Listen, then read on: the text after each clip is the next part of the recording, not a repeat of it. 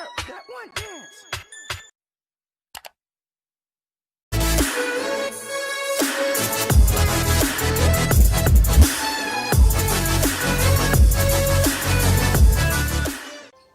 Assalamualaikum warahmatullahi wabarakatuh. Halo teman-teman, kami dari kelompok 3 kelas Perbankan Syariah A semester 5 Institut Agama Islam Negeri Syekh Nurjati Cirebon ingin menjelaskan materi tentang kepribadian dan gaya hidup konsumen. Mata kuliah Perilaku Konsumen. Nah, sebelum memulai materi, alangkah baiknya kita perkenalan diri dulu yuk.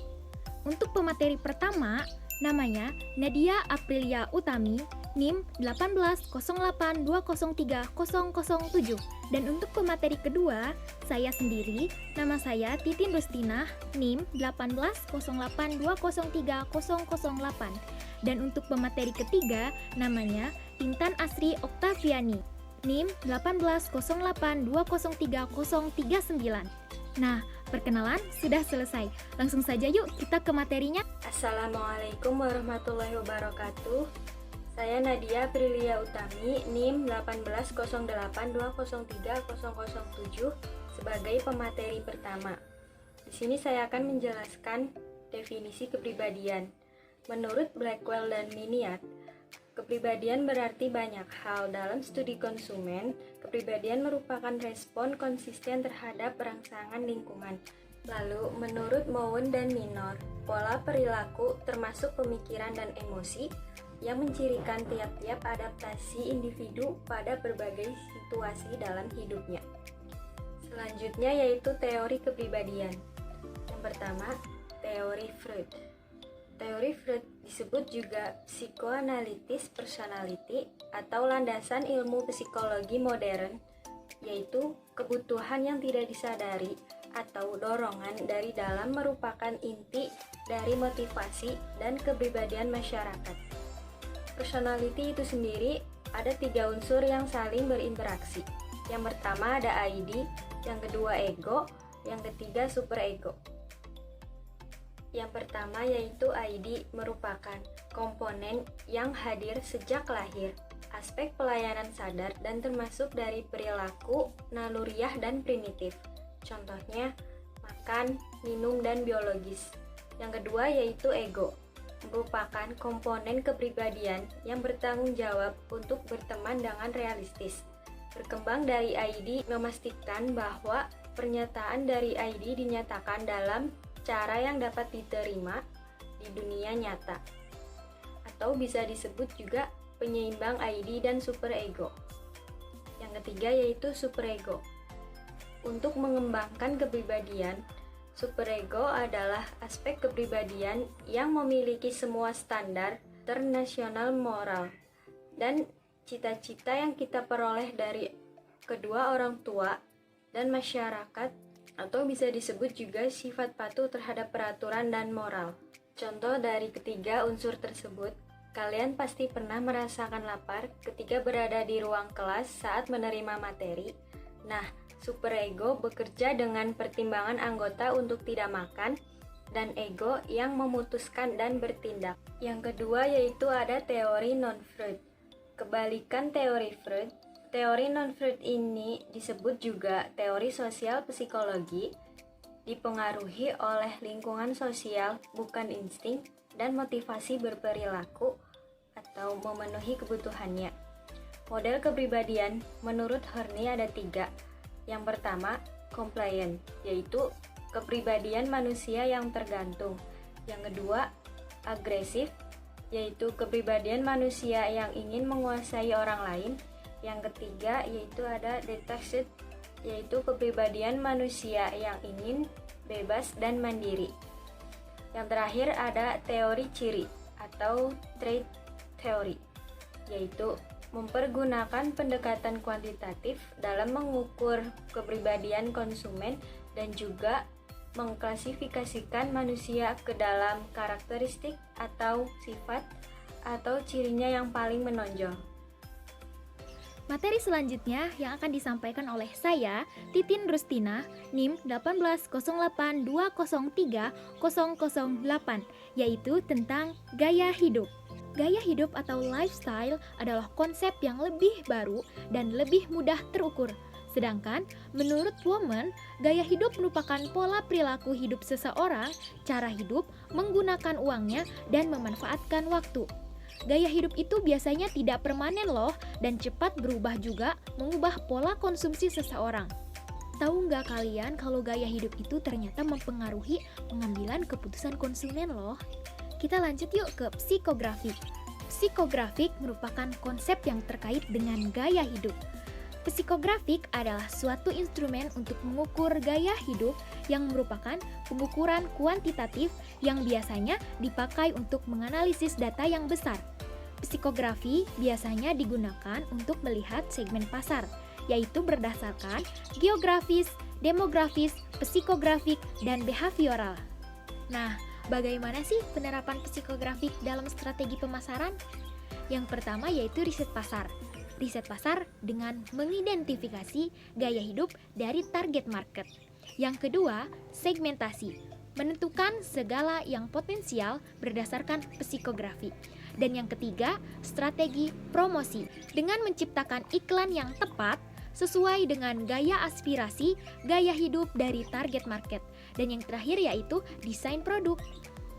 Selanjutnya yaitu tipe konsumen menurut gaya hidup. Yang pertama ada actualizer. Konsumen ini aktif, sukses, memperhatikan, memiliki kepercayaan dan harga diri yang tinggi.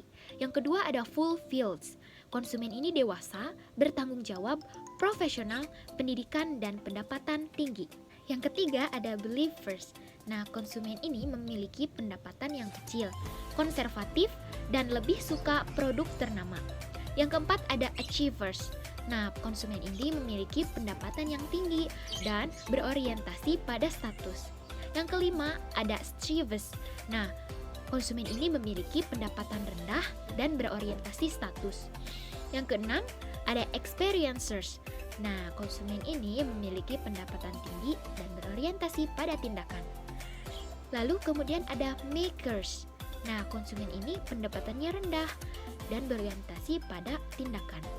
Dan yang terakhir ada struggle. Nah, konsumen ini adalah konsumen yang memiliki pendapatan yang paling rendah.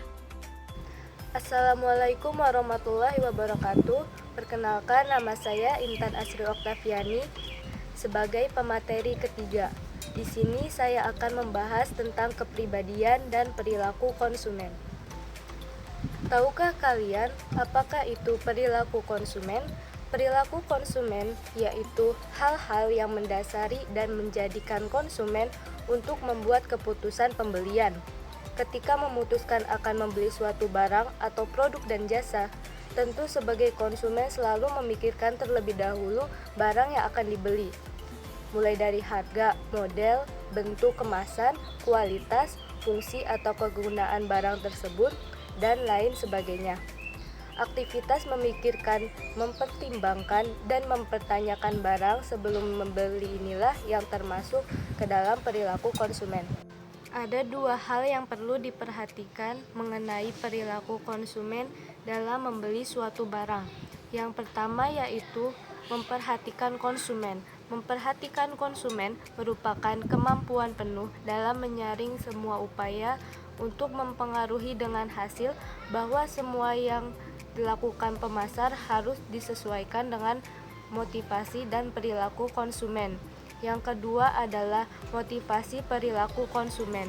Sesuatu yang berkaitan dengan motivasi dan perilaku dapat diketahui melalui penelitian, sehingga penelitian ini dipakai sebagai acuan dalam membuat program dan strategi pemasaran, perencanaan iklan, perencanaan promosi, sehingga hal-hal yang terjadi pada masa yang akan datang akan mudah diprediksi. Para pemasar berusaha untuk mengetahui kepribadian dari konsumen dan pengaruhnya terhadap perilaku konsumen. Pemasar mengharapkan konsumen menilai bahwa produk dan jasa sebagai sesuatu yang cocok bagi kepribadiannya. Dengan mengetahui kepribadian konsumen, Pemasar dapat merancang komunikasi pemasaran yang sesuai dengan sasaran konsumen yang dituju, sehingga konsumen dapat menerima produk atau jasa yang dipasarkan tersebut. Kepribadian ciri inovatif konsumen. Kepribadian ciri inovatif konsumen menggambarkan tingkat penerimaan konsumen terhadap produk-produk baru. Di antara kepribadian ciri inovatif konsumen diantaranya adalah dogmatisme, yaitu kepribadian yang mengukur tingkat kekakuan dalam menerima informasi yang bertentangan dengan kepercayaannya. Yang kedua yaitu karakteristik sosial. Kepribadian ciri dari karakter sosial akan mengidentifikasi dan membagi ke dalam berbagai sosial budaya yang berbeda. Karakteristik pribadi yang mempengaruhi perilaku konsumen. Keputusan pembeli dipengaruhi oleh karakteristik pribadi. Di antaranya yaitu dipengaruhi oleh umur dan tahap daur hidup. Orang mengubah barang dan jasa yang mereka beli semasa hidupnya. Selera akan makanan, pakaian, perabot, dan rekreasi seringkali berhubungan dengan umur. Pemasar seringkali menentukan sasaran pasar dalam bentuk tahap dan daur hidup, dan mengembangkan produk yang sesuai, serta rencana pemasaran untuk setiap tahap. Tahap-tahap daur hidup keluarga tradisional meliputi remaja dan pasangan muda. Akan tetapi dewasa ini, pemasar semakin banyak melayani tahap alternatif non-tradisional yang jumlahnya bertambah, seperti pasangan yang tidak menikah, pasangan yang menikah di kemudian hari, pasangan tanpa anak, orang tua tunggal, dan sebagainya. Yang kedua, keputusan membeli dipengaruhi oleh pekerjaan. Pekerjaan seseorang mempengaruhi barang dan jasa yang dibelinya. Pekerja kasar cenderung membeli lebih banyak pakaian untuk bekerja, sedangkan pekerja kantor membeli lebih banyak jas dan dasi. Yang ketiga, keputusan membeli dipengaruhi oleh situasi ekonomi. Situasi ekonomi seseorang akan mempengaruhi pilihan produk. Seseorang dapat mempertimbangkan membeli baju yang mahal bila dia mempunyai cukup pendapatan untuk dibelanjakan, tabungan, atau kemampuan meminjam. Selanjutnya, keputusan membeli dipengaruhi oleh kepribadian dan konsep diri. Tiap orang mempunyai kepribadian yang khas, dan ini akan mempengaruhi perilaku pembeliannya. Kepribadian mengacu kepada karakteristik psikologi yang unik yang menimbulkan tanggapan relatif konstan terhadap lingkungannya sendiri. Kepribadian sangat bermanfaat untuk menganalisis konsumen bagi beberapa pilihan produk, atau pemasar juga dapat menggunakan konsep diri atau citra diri seseorang dalam mengetahui perilaku konsumen. Yang terakhir, keputusan membeli juga dipengaruhi oleh gaya hidup. Gaya hidup secara luas didefinisikan sebagai cara hidup yang diidentifikasikan oleh bagaimana seseorang menghabiskan waktu mereka, apa yang mereka anggap penting dalam lingkungannya, dan apa yang mereka pikirkan tentang diri mereka sendiri dan juga dunia di sekitarnya. Gaya hidup suatu masyarakat juga akan berbeda dengan masyarakat yang lainnya. Wah, tidak terasa ya, ternyata pemaparan materi sudah selesai loh. Kalau ada yang ditanyakan, silahkan komen di bawah. Dan jangan lupa like dan subscribe. Saya atas kelompok 3 mengucapkan mohon maaf apabila ada kekurangan dan terima kasih sudah menonton. Wassalamualaikum warahmatullahi wabarakatuh.